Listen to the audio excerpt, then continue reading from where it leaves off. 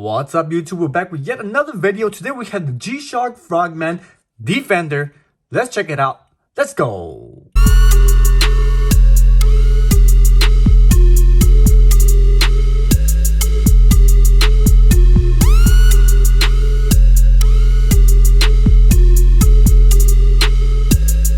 What's up, YouTube? We're back with this awesome watch here. Yet another Frogman. I'm on a Frogman binge.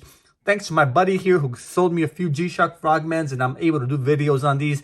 These are vintage watches though, hard to find, and want to give you some information about these watches before you go ahead and make that dive, pun intended. If you're in the market for one of these Frogmans, you got to be careful. Certain things to look out for.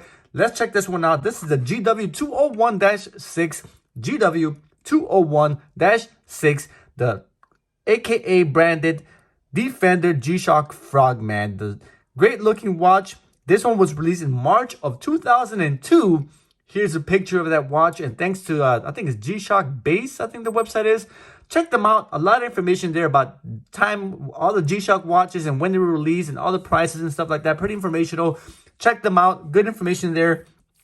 This watch again is called the Defender. It's part of the 3-watch series that's comprised of 3 watches, obviously.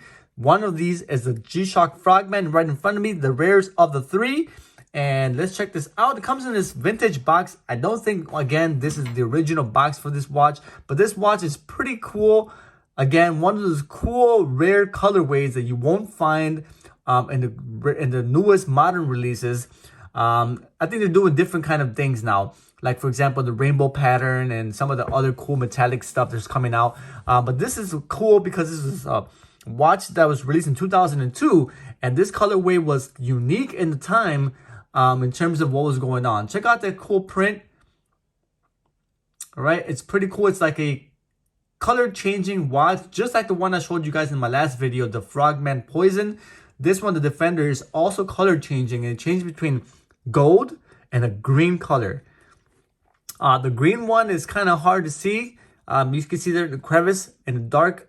You can see how it turns green, but usually the gold is more prominent in this watch. Here you can see on the side there, the green when you turn it. But like I said, more prominent is the gold colorway on this watch. Let's check out the front there, the face. You have a cool, nice blue or indigo green or something like that colorway right on the diver's 200 meter. Multi-site memory also printed in green. It's like a teal color. But I love the fact that they made Frogman in pink. Remember, guys, this is 2002, where a lot of things have changed now.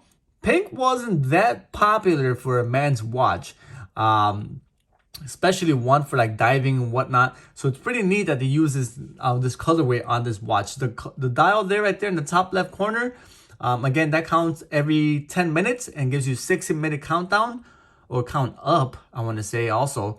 Right in the window there, and this beautiful gold bezel right around that dial there. Pretty neat. This watch is solar powered, which is a GW. The W does stand for I think all the W watches are solar powered, so that's a good little indicator there. This has a window there. It shows you the day of the week, the date format right there.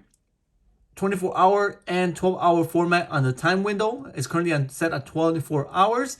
Has auto light, so you push and hold the top right button and turns on and off the auto mode. You tilt the watch forward and the light activates automatically. Tough solar there in gold, forward, reverse, full auto luminescent lighting, 200-meter water resistance. Pretty neat. Frogman printed right on the side there in black.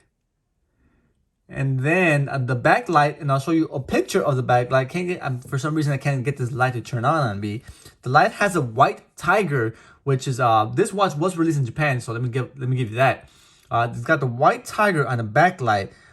It's supposed to represent, it's a mythical tiger that's supposed to represent direction. I think there's like 4 different animals in the storyline. The white tiger represents direction, or a vector that dictates direction. So north, south, west, east. That's what the tiger represents. Here you can see that this watch is pre-owned, and this is what I want you to be cautious about. When looking at these watches, make sure they send you pictures of the complete watch, bands, bezel, underlining, because these watches are sensitive, like I mentioned in the last video. They're sensitive to touch and wear. So they do show wear easier than most other watches. Here you can see there, right in the corner there next to the 200 meter, there's a bezel. Right, there's a little chipping on the top of the bezel there, right? Some scratches there, but I love the fact this watch is so old. Nevertheless, it's a great watch to own. Another line right there. So keep an eye on the condition of these watches, because if they don't show you condition and pictures of every single aspect of this watch, beware. This watch does wear pretty poorly, meaning that it will fade on you if you wear it. So here you can see right in the band there, right? See that wear? It's not as bright as the top of the bezel, which isn't exposed. Like for here, this little crevice here, this little nook, isn't exposed to the elements or to any wear compared to the band here. So the band is dull, and this is what you want to look at primarily, is the band color. All right, that will show the most wear, and that'll be an indicator of how used or pre-owned this watch really is. So make sure they send you pictures of that, or look out for that. Another one here, the Diver's 200 meter. It's like a little decal that's printed right on top of the band there. That also is usually worn pretty fast and it fades. So kind of keep an eye out for that. And also here, the little dragon on the band there. And I'll show you guys a macro shot of this watch. You guys can get a really close-up look at both the details of the dial and beautiful colorway that's represented on this watch. This watch, in terms of modes, you have the time, home time. Push the button there. You have site location, ID for your identification, so you can record different dives and locations and times. Alarms, and I think it's got 3 alarms. 1, 2, 3, and back to your signal. So 3 alarms. Then you have back to your home time, to your timer and stopwatch. Okay. And the stopwatch and timer do function using that little window there to count down. Like so. Okay, reset it. And then back. There you go. Like I said, it's solar power. You have a nice little window there that shows you the battery indication on the watch. It's currently, mine is pretty low actually. It's between middle and low, which may be the reason why the actual light is not turning on. Didn't get a chance to charge it. So you need to have the battery either medium or high for the light to actually function. So that's probably the problem I'm having and the reason why this watch isn't turning on. Stainless steel buttons and screws on the side of this watch, as well as a titanium. I love titanium. It's so cool. Titanium back plate and casing, screw back and casing on this watch. You got the Frogman there again with the tank and the bubbles blowing out of his face mask. Pretty neat. Module 2422 GW-200 titanium right there. G-Shock watch from Japan. Great watch. You can see that here, the titanium casing all around there. A lot of these watches in the past they use titanium, makes them lightweight and comfortable on the watch. You'll see that the color itself does not carry onto the back of the band. Actually, it stops at the side. Probably spray on, some kind of spray on material or spray paint. You can see it stops right at the edge, so it's right there. It doesn't carry through. Gold buckle on this watch, pretty cool. Black resin band keeper. Very comfortable. I love the size of these GW-200s. Very comfortable, nice size on the wrist. And here you can get on quick and dirty. Look at how it looks on my 6.5-inch wrist. Oh my god, I could hear all the jokes from my old G-Shock collecting friends about my small wrist. There it is. GW-200 doesn't look obscene. It looks pretty comfortable. Nice size on the wrist. Not too bad at all. Okay, now let's go with the macro shot, which is my favorite part. So you guys get a really close look at this watch. Let's check that out. Let's go.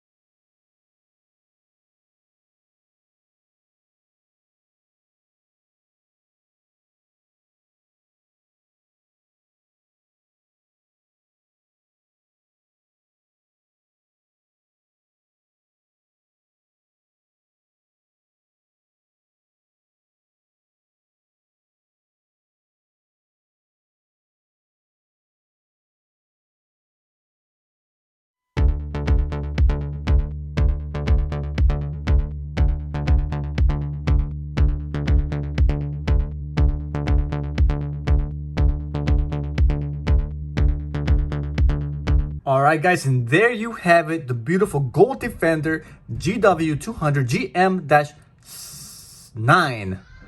Holy cow, I just gave you the wrong model number earlier on. I gave you the GW-201-6. This is the GW-200GM-9. Woo! Hopefully I'll fix that somehow. Till next time guys, this is Chicago. Holla at your boy. I'm out of here. Peace. My G-Shock, I'm rocking my G-Shock, I'm rocking my G-Shock, I'm rocking my G-Shock, I'm rocking my G-Shock, I'm rocking my G-Shock, I'm rocking my G-Shock, I'm rocking my G-Shock.